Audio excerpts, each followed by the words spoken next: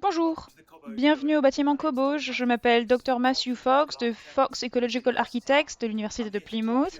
Je suis ici aujourd'hui pour vous parler du bâtiment Cobauge que nous avons ici à l'Université de Plymouth. Je vais vous montrer un petit peu le bâtiment, vous parler des différents matériaux, des différentes composantes et des différentes choses sur lesquelles on effectue un suivi dans ce bâtiment. C'est parti. Donc nous voici dans le bâtiment Cobauge. C'est un bâtiment assez petit, c'est une salle unique, comme un peu une salle de classe. C'est également un établissement de tests, de laboratoire. On fait beaucoup de suivi. Je vais vous en parler durant notre visite. Donc c'est un bâtiment assez bien formé, c'est concis, c'est un petit bâtiment. Donc lorsque nous avons élaboré ce bâtiment, l'emphase était sur la production d'un bâtiment qui pouvait montrer le matériau Cobauge, mais on voulait également utiliser des matériaux qui avaient une énergie intrinsèque assez faible. Et donc, on a cherché à développer différents détails et on a cherché à travailler avec différents matériaux. Donc, par exemple, dans le soubassement, nous avons utilisé du béton à haute teneur en cendres volantes. À l'avenir, ce serait bien si dans vos élaborations, vous pouviez avoir une façon d'éliminer le béton au niveau du soubassement, mais notre ingénieur à ce moment-là a dû travailler avec du béton, donc nous avons décidé d'utiliser un béton avec une teneur en cendres volantes aussi faible que possible, avec une énergie intrinsèque aussi faible que possible, et donc il y avait une autre teneur en cendres volantes, pardon. Pour minimiser les ponts thermiques, nous avons utilisé un isolant en verre cellulaire foam glass, qui est une très bonne matière que nous avons utilisée entre la cavité extérieure et les blocs à faible densité interne. Donc des blocs de béton allégés, pas forcément la meilleure chose en termes d'énergie intrinsèque, mais il y a des propriétés thermiques et on maintient la performance structurelle du bâtiment. Au sol, ici, nous avons environ 200-250 mm d'isolant foam glass et une chape également. Au-dessus de cela, nous avons ensuite ce sol en ardoise que vous voyez. Donc ici, on a utilisé un isolant qui a une énergie intrinsèque faible et qui cherche à donner une haute performance thermique à ce bâtiment. Donc ensuite, quand on remonte un peu, on a les murs en Cobauge qui commencent plus ou moins ici, à 400 mm au-dessus du sol. Donc 400 mm au-dessus du sol extérieur. Et ensuite, on a de la Cobauge. Ce bâtiment a été construit en 5 levées. Chaque levée faisait environ 600 mm de hauteur. Donc on a construit levée par levée durant le processus de construction. Et une fois que l'on a complété les murs, nous les avons laissés sécher pendant assez longtemps. L'un des facteurs clés lorsque l'on construit, ou même lorsque l'on élabore et qu'on conçoit un bâtiment Cobauge, c'est de prévoir suffisamment de temps pour le séchage de la bauge. Donc nous avons fini tous les murs en bauge vers la fin d'octobre, donc mi-fin octobre en 2021. Et ensuite, nous avons laissé cela sécher durant l'hiver, donc ça a séché petit à petit. C'est pas idéal de faire sécher durant l'hiver, ce serait mieux de faire sécher durant les périodes plus chaudes de l'année. Mais c'est le scénario dans lequel on s'est trouvé à l'université de Plymouth avec nos calendriers. Donc nous avons laissé les choses sécher durant l'hiver et ensuite on est revenu en avril et on a commencé à ajouter l'enduit à l'argile interne et l'enduit à la chaux externe. Donc ici on a un enduit à l'argile qui est appliqué directement contre la surface Cobauge. Donc ça c'est la couche structurelle. Il n'y a pas grand chose de plus à dire sur cela.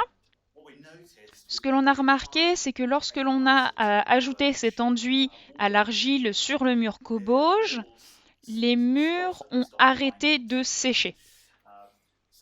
Donc, nous avons effectué un suivi de la teneur en humidité à différents points de l'épaisseur du mur. Et cette teneur en humidité et cette dégradation de la teneur en humidité s'est ralentie. Donc finalement, on a un enduit à l'argile très humide que l'on applique sur quelque chose qui est une terre, un mélange très argileux et déjà très humide. Donc ça empêche de sécher. Donc cela signifie que cet enduit à l'argile a également pris du temps à sécher. Donc cela met plus longtemps à sécher que sur un bâtiment traditionnel.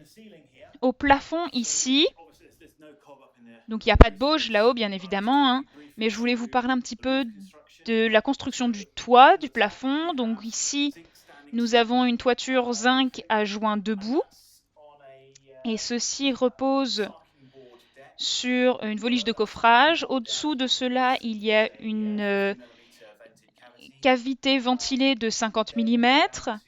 Ensuite, nous avons les chevrons de charpente. Entre ces différents morceaux de charpente, il y a de l'isolation en laine de mouton. Et en dessous de ces chevrons de charpente, nous avons 80 mm d'isolation rigide en fibre de bois pour limiter ce phénomène de pont thermique. À cela, on a ajouté du SmartPly Pro Passive, qui est un panneau OSB étanche à l'air à haute performance. Donc ceci a été ajouté de l'autre côté de l'isolation, rigide en fibre de bois. Vu que l'université a beaucoup de services à ajouter, nous avons décidé de les intégrer dans le plafond. Donc nous avons une cavité dans le plafond, et ceci est juste espacé par des tasseaux de bois. Et ceci permet à tous les services d'être intégrés à travers le plafond.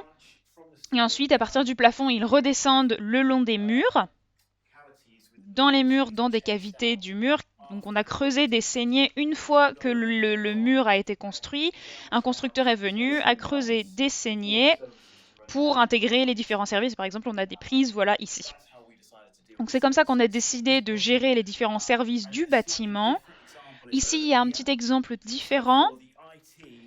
Donc pour l'informatique, l'audiovisuel et ce genre de services qui sont nécessaires pour l'université, nous avons décidé d'avoir ce conduit plastique en extérieur, en pose sur le mur. Donc c'est pas idéal vu qu'il y a beaucoup d'énergie intrinsèque dans les matériaux plastiques, donc on pourrait utiliser des matériaux alternatifs à l'avenir. Mais ici, c'était une façon différente de pouvoir intégrer les bâtiments, les services du bâtiment. Plutôt que de creuser des saignées dans les murs, on peut ajouter des fixations le long du mur.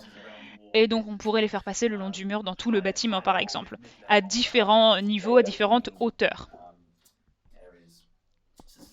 Donc voilà, ça c'était juste une autre façon de faire les choses. Pour retourner votre attention au plafond, donc pour finir le bâtiment, nous avons utilisé des panneaux en laine de bois Trolled Tech, puisqu'il y a des très bonnes propriétés acoustiques, il y a une énergie intrinsèque très faible au niveau du matériau.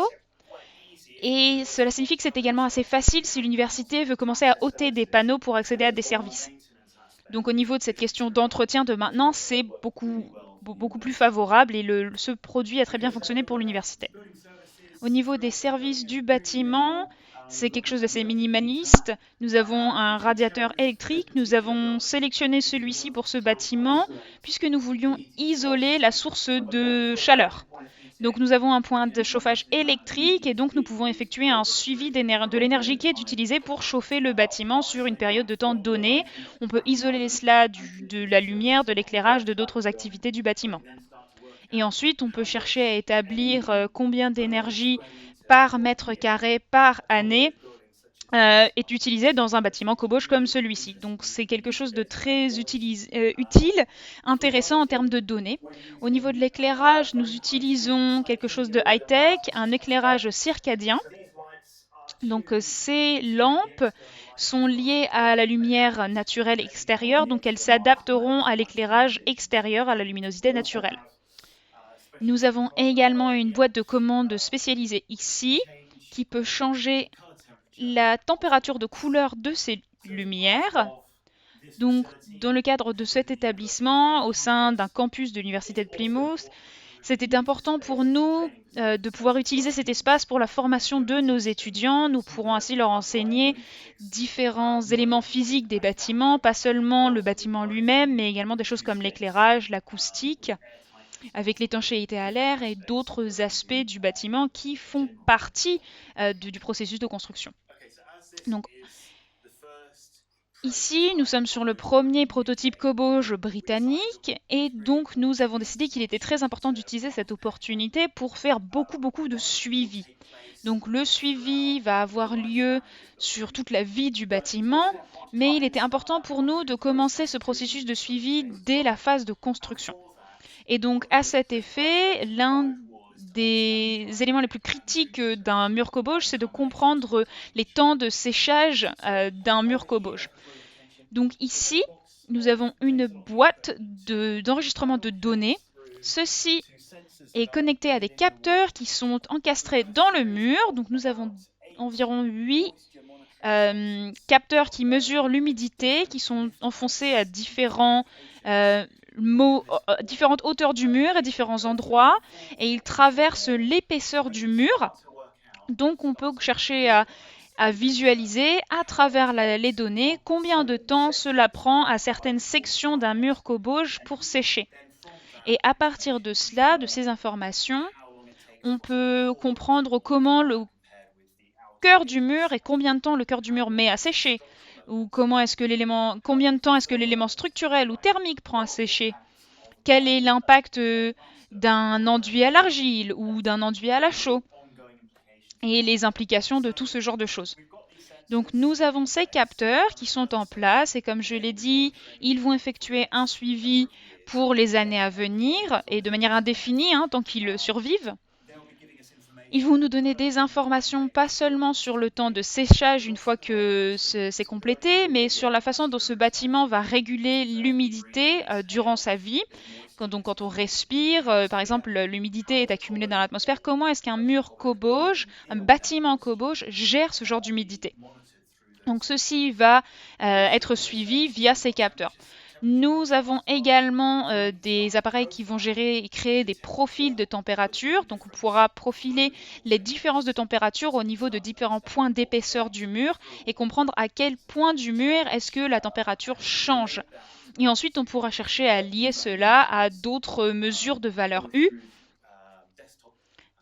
en utilisant des calculs ordinateurs ou des mesures qui utilisent des capteurs de flux thermique, par exemple. Par ici, on a des humidimètres et ces humidimètres sont connectés à des capteurs à blocs de bois qui sont enfoncés, encastrés pareil dans le mur de la même façon que nos capteurs un peu plus sophistiqués le sont. Ici nous avons des capteurs beaucoup plus simples, basiques. Dans le cadre de notre recherche, on cherchait à comprendre comment ces capteurs à blocs de bois et ces humidimètres sont une solution plus abordable comparée à cette solution beaucoup plus coûteuse ici. Donc ici, ça représente plusieurs milliers de livres, et ici, c'est plutôt une centaine de livres. Quelques centaines de livres. Donc il pourrait y avoir une opportunité d'utiliser cette technologie dans d'autres bâtiments Cobauge pour informer les concepteurs et les constructeurs sur les temps de séchage, la vitesse de séchage pour les différents bâtiments Cobauge. D'autres aspects sur lesquels nous allons effectuer un suivi. Ici, nous avons la qualité de l'air intérieur. Donc, on va effectuer un suivi des particules en suspension, PM2,5, PM5, PM10. Nous avons également une surveillance des COV, du CO2, de l'humidité relative, la température de l'air intérieur. Donc, ainsi, on peut commencer à comprendre l'atmosphère et les qualités thermiques du bâtiment et comment le bâtiment interagit avec les personnes. Donc ensuite, on peut lier ça aux données. À l'extérieur, nous avons une station météo, des capteurs de qualité d'air extérieur, donc on peut comparer les différents ensembles de données. Nous avons différentes enquêtes d'imagerie thermique qui sont planifiées. On va essayer d'établir s'il y a des ponts thermiques ou d'autres défauts dans le bâtiment. On ne s'attend pas à trouver des défauts. On a fait bien attention sur le bâtiment durant sa construction. Mais ce serait intéressant de voir dans les aspects thermiques s'il y a des choses, des petites fluctuations. Nous avons également fait un test d'étanchéité de l'air. C'était très positif au niveau des résultats. Nous avons fait très attention à l'étanchéité de l'air, mais la ventilation que nous avons à travers ces vitres à triple vitrage n'a lieu que lorsque l'on les ouvre, donc il n'y a pas de ventilation mécanique et nous avons décidé cela très tôt. Nous avons décidé de ne pas ajouter de ventilation mécanique. Donc ceci pourrait être quelque chose que l'on pourrait tester sur d'autres projets. Mais au niveau de ce test d'étanchéité de l'air, nous avons récupéré un résultat d'environ 4 mètres cubes par heure par mètre carré. Et ceci reste en dessous des réglementations de bâtiments qui seraient de 5 mètres cubes par heure par mètre carré. Donc on est dans le cadre des réglementations du bâtiment, mais on n'est pas trop étanche à l'air où il y aurait eu un problème et dans ces cas-là, on aurait eu besoin d'une ventilation mécanique. Donc l'objectif de tous ces suivis, c'est de montrer qu'un bâtiment Cobauge répond aux normes du bâtiment, aux réglementations, mais dépasse les attentes. Il faut que l'on puisse montrer que l'on peut construire un bâtiment Cobauge et les niveaux de performance vous donnent vraiment un confort thermique interne très positif. Ceci a été montré durant l'été. Donc, durant les vagues de chaleur, nous avons eu quasi 40 degrés à l'extérieur. Et à l'intérieur, ici, il faisait quasi 10, une fois peut-être même 12 degrés de moins qu'à l'extérieur. Donc il y avait une très grande différence et il faisait beaucoup plus frais ici. C'est ici que les constructeurs voulaient passer leur pause. Personne ne voulait travailler à l'extérieur cet été. Donc voilà, ce bâtiment a déjà commencé à montrer ses bénéfices à travers le rafraîchissement l'été. Donc on veut voir les performances que ce bâtiment va pouvoir avoir cet hiver.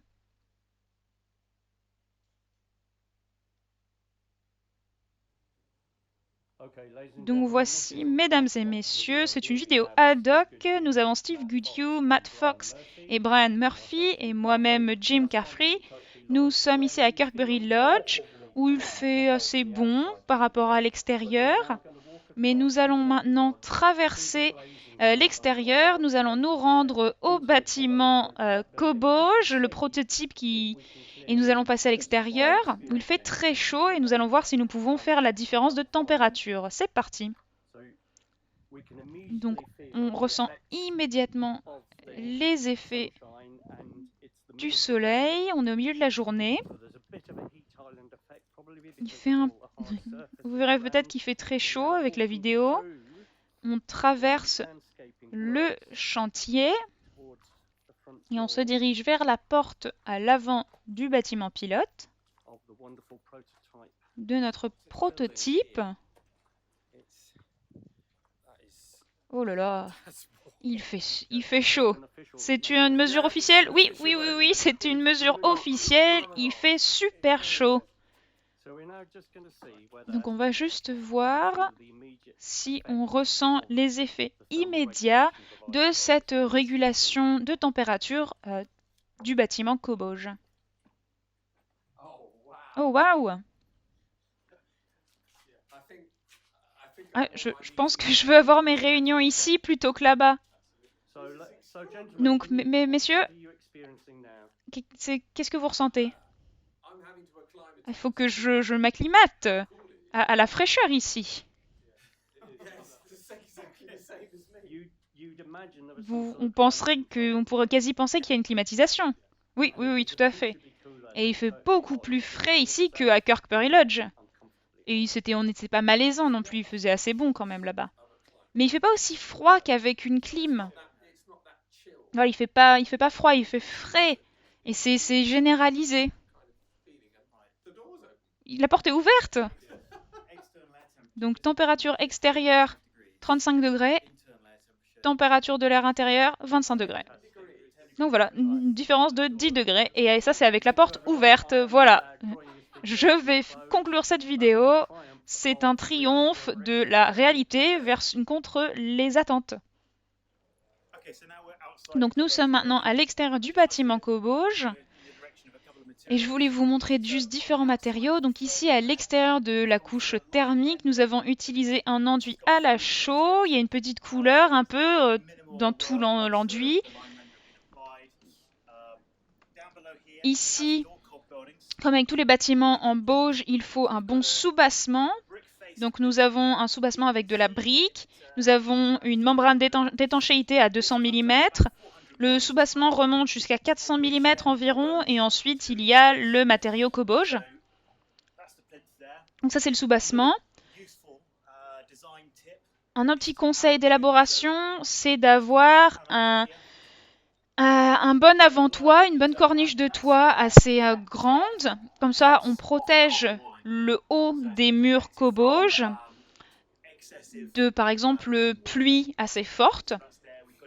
Voilà, on a ça là. Donc tout cet avant-toit tout autour du bâtiment, c'est un toit en appentis. À l'arrière du bâtiment, nous avons une seule gouttière et un tuyau de descente.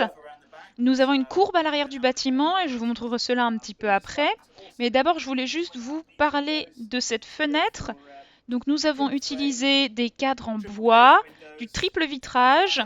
Nous avons cet appui de fenêtre en aluminium et vous pouvez voir ici qu'on a utilisé ces petits bouts plastiques pour pouvoir ajouter l'enduit à la chaux pour que l'on crée un joint étanche. Ici dans les coins, on a utilisé un mastic à l'huile de lin pour créer le joint entre l'enduit et les cadrages. C'est facilement remplaçable et ça permet un entretien assez simple de ces fenêtres. Ici, on a un solin. Donc bon, bien évidemment, on a la corniche de toit ici, donc ça va, mais s'il y avait de la pluie qui attaquait la face du bâtiment, on a ce solin qui nous permet d'évacuer l'eau et permet un séchage plus rapide de la surface du mur. Donc voilà, on peut passer à l'arrière du bâtiment que je vous montre un petit peu.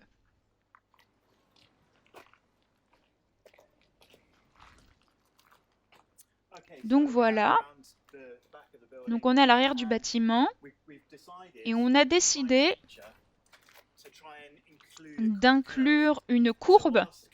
Donc beaucoup de styles d'architecture moderne ont des arêtes vives. Ça c'est très bien, on a montré que c'était faisable dans notre bâtiment, mais d'autres personnes, d'autres concepteurs aiment bien l'idée d'avoir des courbes dans leur conception. C'est assez typique dans d'autres bâtiments en cobauge, ou en bauge tout du moins, et donc on voulait montrer que c'était faisable avec la cobauge. Donc c'est ce que nous avons ici, on a très bien réussi je pense. On a réussi à créer une jolie courbe. Ici vous voyez que l'on a la sablière, la poutre qui dépasse, une grosse poutre qui a été faite spécifiquement pour pouvoir soutenir le toit et empêcher des risques qui auraient lieu lorsqu'il y a beaucoup de vent. Voilà, cette poutre traverse tout le bâtiment. Vous en avez une autre ici, une poutre, une sablière qui est plus petite à l'avant là.